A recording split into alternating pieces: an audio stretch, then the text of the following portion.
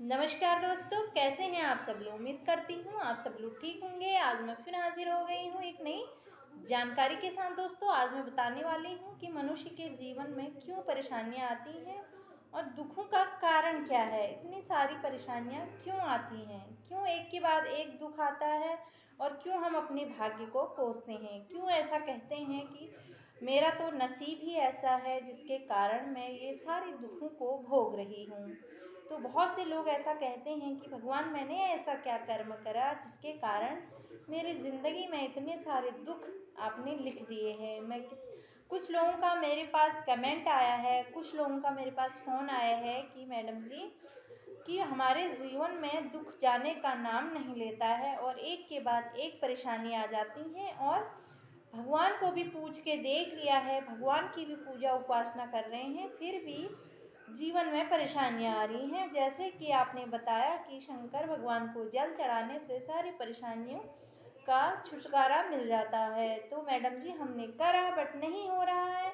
But आज इसलिए मैं आपके साथ ये वीडियो शेयर कर रही हूँ। तो प्लीज़ आप मेरी बातों को ध्यान से सुनिए कि वह कारण क्या है जिससे हमारी ज़िंदगी में काफ़ी सारी परेशानियां और दुखों का आगमन हो जाता है और दुख हमारे दरवाजे पर दस्तक देती हैं। तो आप वीडियो में अंत तक अवश्य बने रहें। नंबर 1 दोस्तों, जब भी हम भोजन करते हैं तो हम खाना खाकर थाली में हाथ धो देते हैं। तो यह हमें नहीं करना है, क्योंकि अगर थाली में हम हाथ धो देते हैं तो यह दरिद्रता की सबसे बड़ी निशानी है और घर में बीमारी उत्पन्न हो जाती हैं। बीमारियों को हम आगमन हो जाता है और बीमारियों को निमंत्रण दे देते हैं। इसलिए हमें थाली में हाथ नहीं धोने चाहिए। यह सबसे बड़ा कारण है। थाली में हाथ धोने से राहु रुष्ट हो जाता है, क्योंकि स्टील राहु का प्रतीक है।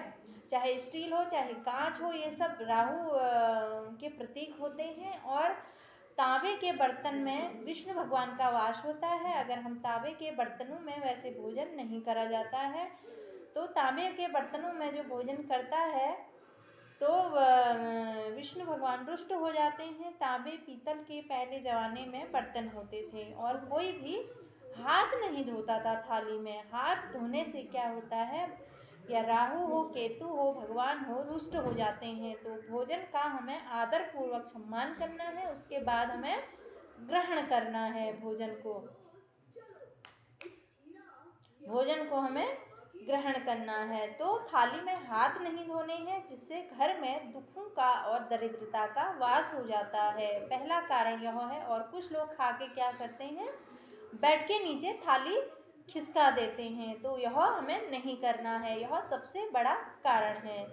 दूसरा कारण है दोस्तों, शाम के समय जब हम अपने घर के दरवाजे के पास बाल बनाते हैं तो हमारे घर में क्या होता है, नकारात्मक का आगमन हो जाता है। नकारात्मक चीज़ें जितनी भी चलती हैं उनका आगमन हमारे घर में हो जाता है और वह प्रवेश करने लगती हैं हमारे घर में। इसलिए शाम के समय हमें बाल नहीं बनाने चाहिए और ना कंघी पर छोड़ने चाहिए। जिस कंघी में अगर बाल हम छोड़कर रख देते हैं तो वहाँ भी बुरी शक्तियों का प्रभाव हो जाता है और बुरी शक्तियाँ हमारे घर में प्रवेश करने लगती हैं। हमारे घर में प्रवेश करने लगती हैं बुरी शक्तियाँ। तो यह भी एक भारी कारण है दुखों का। दुखों की वजह क्या है, हम खुद हैं। हम दुखों को निमंत्रण दे रहे हैं यह कार्य करके। तो हमें यह कार्य नहीं करने हैं। तो आप यह कार्य बिल्कुल मत करिए। तीसरा कारण है दोस्तों, साइंजा काल, जब पूजा पाठ शंख ध्वनि भजन कीर्तन का समय होता है, अगर हम उस टाइम पे भगवान को ना पूछकर अपने भोजन में अगर लग जाते हैं तो माता लक्ष्मी रुष्ट हो जाती हैं और देवी देवताओं का आगमन घर में नहीं होता है। तो क्या होता है, घर में दरिद्रता और बुरी चीज़ों का आगमन हो जाता है। इसलिए हमें वह भोजन का समय नहीं होता है, इसलिए हमें भोजन नहीं करना है। दरिद्रता का सबसे बड़ा कारण है शाम के समय भोजन करना। तो आप शाम के समय भोजन बिल्कुल मत करिए।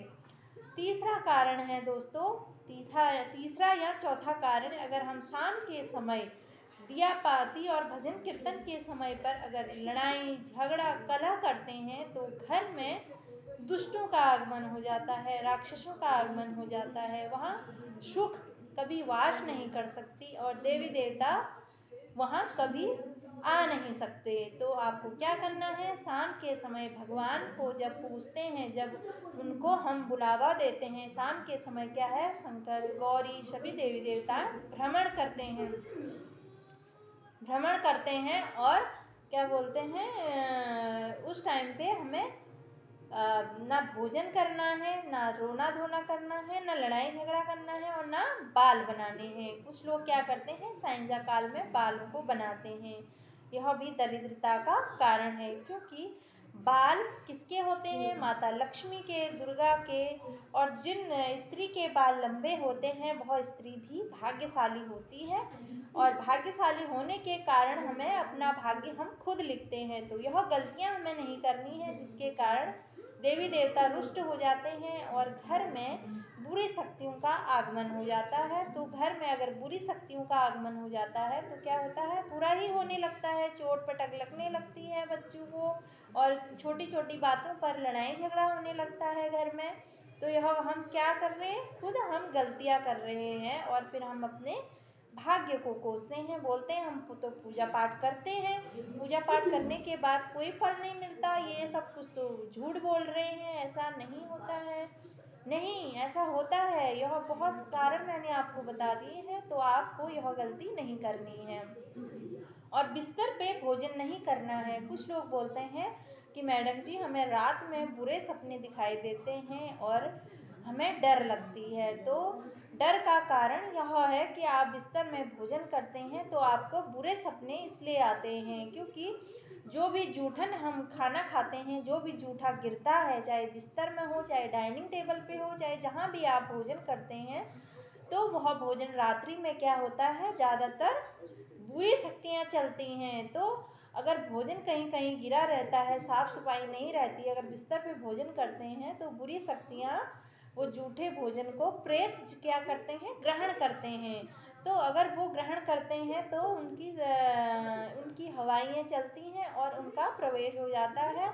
तो इसलिए आप बिस्तर पे खाना मत खाइए, क्योंकि बुरे सपने आते हैं और फिर डर लगता है। तो यही कारण है, बिस्तर पे आप खाना मत खाइए। अगर आपको डर लगता है, डर की वजह भी खुद ही हम ही है, यह परेशानी है, एक नींद नहीं आना और डर लगना।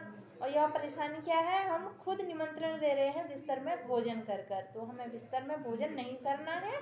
अगर आपको ये प्रॉब्लम आ रही है तो आपको क्या करना है, तो नीम के पत्ते होते हैं, उनकी धूप आपको जलानी है घर में चारों कोनों में, जहाँ अंधेरा रहता है चारों कोनों में नीम की धूप जलाकर, नीम के पत्तों को सुखाकर उनको घी में डालकर आप घर में जलाकर उसका धुआं कर कर आप पूरे घर में फैलाकर, तो आपको बुरे सपने नहीं आएंगे और जितनी नकारात्मक शक्तियाँ आपके घर में भ्रमण कर रही हैं वह शक्तियाँ भी विलुप्त हो जाएंगी और सकारात्मक ऊर्जा का संचार होगा। सकारात्मक ऊर्जा का संचार होगा तो देवी देवताओं का आगमन होगा, तो घर में सुख शांति का माहौल होगा। तो यह क्या है, घर की महिला को विशेष ध्यान देना है और घर के पुरुष को भी। घर के पुरुष का, जो पुरुष अपनी स्त्री का सम्मान नहीं करता है वहाँ भी दुख दस्तक देती है और हमारे घर में लक्ष्मी का वास नहीं होता है और दुखों का आगमन हो जाता है। इसलिए महिला का सम्मान करें आदमी लोग, और औरत भी पुरुष का सम्मान करना ना भूलें।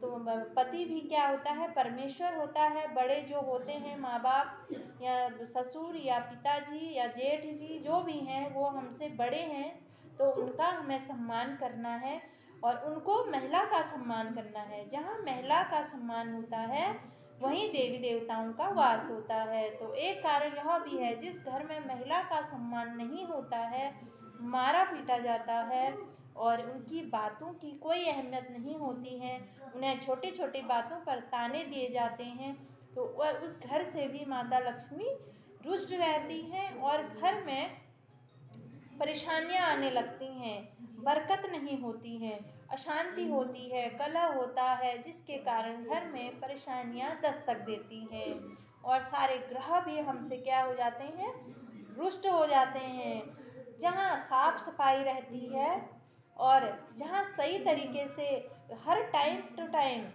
दिया बाती करने के टाइम पे, पूजा पाठ करने के टाइम पे पूजा पाठ होता है, खाने के टाइम पे खाना खाया जाता है, हर चीज़ का एक टाइम होता है। तो वो अगर जो समय का सदुपयोग करेगा उसके जीवन में कोई परेशानी नहीं आएगी, वो हमेशा सुखी रहेगा। अगर हमारे घर में चीज़ें अस्त व्यस्त हैं तो हमारा कॉन्सेंट्रेट, हमारा माइंड भी वैसे ही अस्त व्यस्त